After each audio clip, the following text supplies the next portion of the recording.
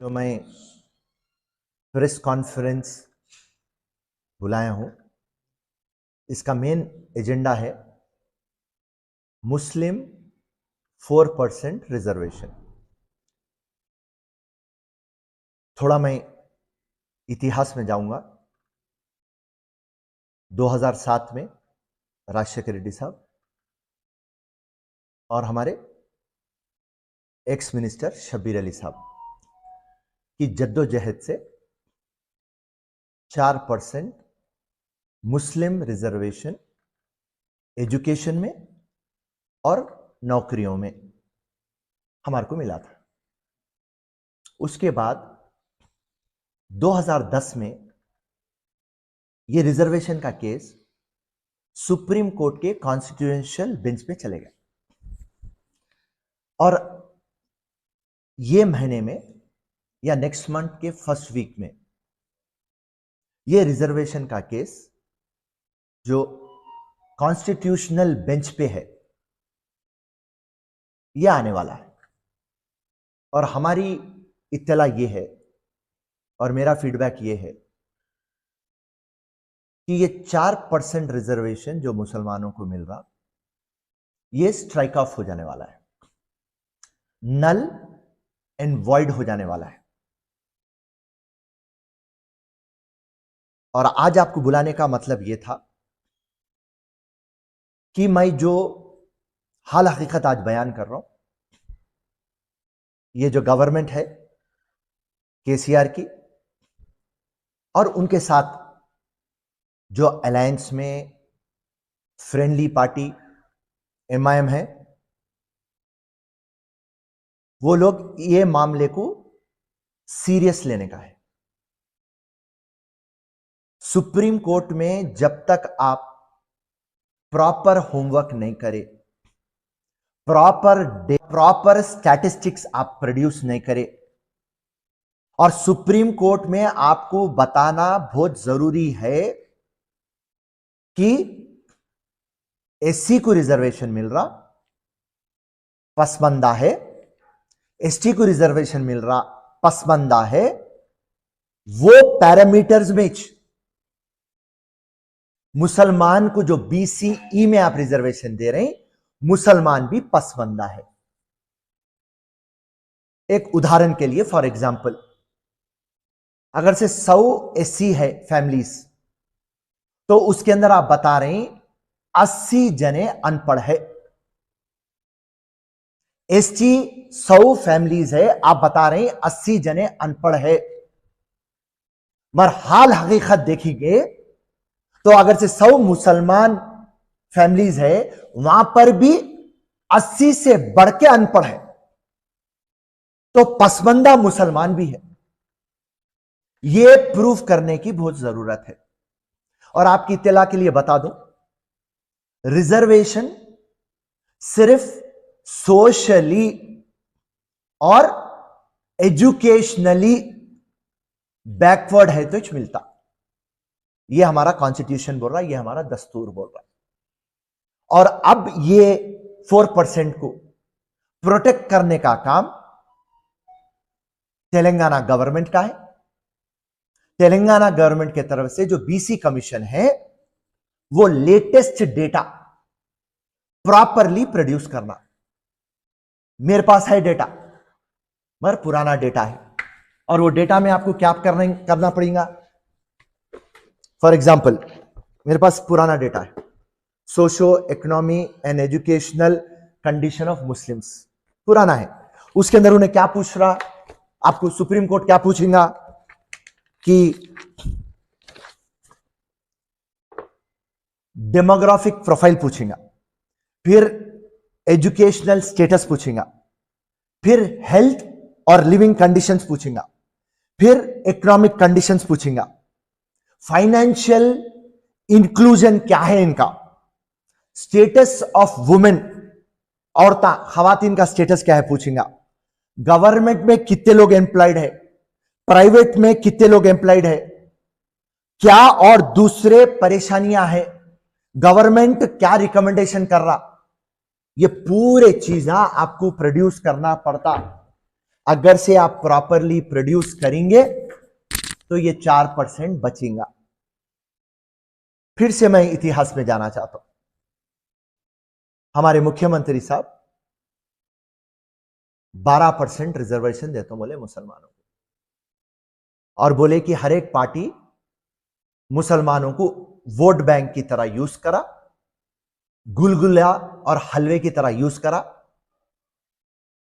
मैं बहुत सीरियस हूं, मैं सोशल जस्टिस करूंगा, एससी एसटी बीसी आपको भी मैं भी उसी तरीके से देखूंगा, और आपकी जो जिंदगी पसमंदा है उसको मैं डेवलप करूंगा।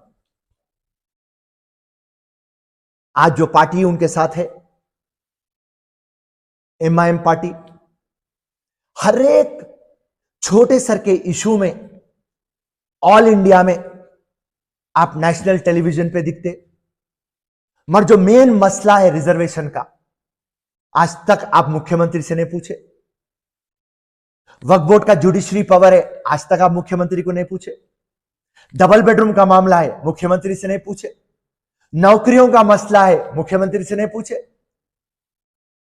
माइनॉरिटी फाइनेंस कॉर्पोरेशन से लोन दिला के मेरे मुसलमान भाई बहन को डेवलप करता हूं बोला, आप वो नहीं पूछते। खवातीन को स्किल डेवलपमेंट कराता हूं बोले, पूछते नहीं आप। ऐसे कई मसले हैं, और सबसे अहम मसला है रिजर्वेशन का।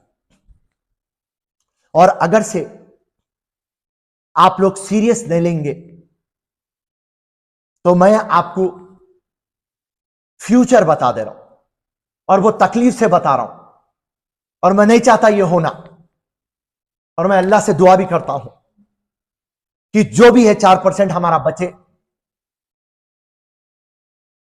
और टेक्निकल बात बोलता हूं मैं आपको, रिजर्वेशन अगर से 50% से ऊपर हो गया तो फिर आपको रिजर्वेशन नहीं मिल सकता। आज क्या है, ओबीसी को 25%, एससी को 15%, एसटी को 6% था, और मुस्लिम 4 था। टोटल कितना हो गया सब? 50। आज केसीआर साहब क्या करे, एसटी जो 6% था, मुख्यमंत्री को मालूम ये 4% जाने वाला है, इसके लिए एसटी रिजर्वेशन को 10% कर दिया। और मेरा इंफॉर्मेशन यह है, केसीआर और एमआईएम पार्टी जैसा 4% ये रिजर्वेशन चले जाएगा, ये लोग बीजेपी को तोहमत लगाएंगे, और कभी भी ये लोग ED, CBI, income tax, election commission, supreme court पूरे यूनियन गवर्नमेंट के अंडर है, उनको इन्फ्लुएंस कर रहे हैं, उनको औजार की तरह यूज कर रहे हैं। ये कभी भी ये लोग बक रहे हैं। आज केसीआर की और बीजेपी की लड़ाई सांप और मुंगूस की तरह हो गई, और केसीआर ये 4% के रिजर्वेशन में सीरियस नहीं है। और 4% का रिजर्वेशन जिस दिन भी सुप्रीम कोर्ट में स्ट्राइक ऑफ हो जाएगा, उस दिन तमाम मुसलमानों को फिर से भड़काएंगे, अपनी दुकान चलाने के लिए, अपनी सियासी चूल्हे पे रोटियां पकाने के लिए फिर से एक टाइम मुसलमान को टारगेट बनाएंगे। तो मैं मेरे मुसलमान भाई और बहनों से यह पूछता हूं, आप लोग बहुत मासूम हैं, आप बहकावे में बहुत जल्दी आ जाते। शादी मुबारक के अलावा, पेंशन के अलावा टीआरएस गवर्नमेंट आपको क्या दी?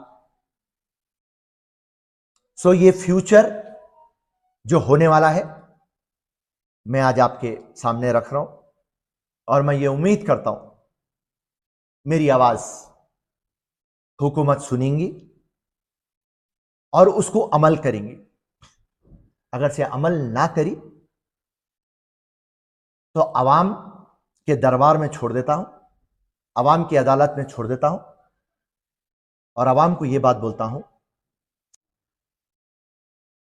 सो रिजर्वेशंस के ताल्लुक से आज मेरा एजेंडा था।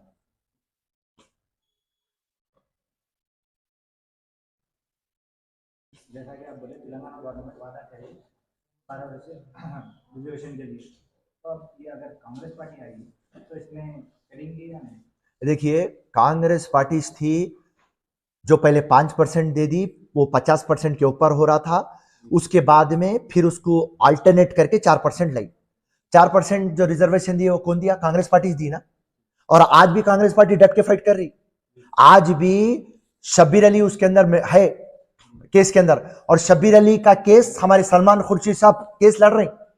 हम जितना भी प्रोटेक्ट करना है प्रोटेक्ट करेंगे, मगर गवर्नमेंट का काम है ना प्रोटेक्ट करना। सो हमारे पास जो भी डेटा है वो पुराना डेटा है, कल का डेटा है। अगर से आज का डेटा होना है तो वो सिर्फ बीसी कमीशन लाके रख सकता, वो गवर्नमेंट लाके रख सकती। तो हमारे को यह महसूस हो रहा जो रिजर्वेशन कांग्रेस दी वो रिजर्वेशन खतरे में है। और कांग्रेस पार्टी जब भी पावर में आएंगी रिजर्वेशन तो कंटिन्यू है, और रिजर्वेशन किस तरीके से बढ़ाएंगे हम बात बोलते। आपको हम एक बात स्ट्रेट अवे ये बात बोलेंगे कि जब 12% मैं दूंगा मुसलमानों को बोले, तो तमाम दानिश्वरों में एक फिरोज खान था जो पलट के बोला कि आप नहीं दे सकते 12%। जब 50% के ऊपर हो गया था, जब कांग्रेस पार्टी 5% दी थी, उसको आगे नहीं बढ़ने दिए, तो हम 4 पे चले गए। आप कैसा 12 पे जाते? तो जब केसीआर साहब आवाम के सामने, प्रेस के सामने आके ये बात बोले कि अब तेलंगाना नया स्टेट बना, ये सबसे यंगेस्ट स्टेट है, ज्योग्राफी जो है, बाउंड्रीज जो है वो पूरे चेंज हो चुके हैं, और जो नेसेसिटी है, रिक्वायरमेंट है, वो चेंज हो गई, और स्टेट को पावर है, स्टेट को स्पेशल पावर है कि ये रिक्वेस्ट डाल सकते और शेड्यूल 9 में इसको एंट्री करवा सकते, जिस तरीके से तमिलनाडु में जयललिता करवाई, इसी तरीके का काम मैं कर दूंगा। तो जब भी हमारे को मालूम था और जब भी हम अपोज करें, मगर उसके बाद में as a young leader positive थे, और हम बोले कि चलिए ऐसा हो जाएगा तो हमारे मुसलमान भाई बहन का फायदा हो जाएगा। तो हम उम्मीद भी करें और अल्लाह से दुआ भी करें। मगर आज क्या हो गया? केसीआर साहब जो वादे करे वो सेम नरेंद्र मोदी के वैसे जुमले हैं।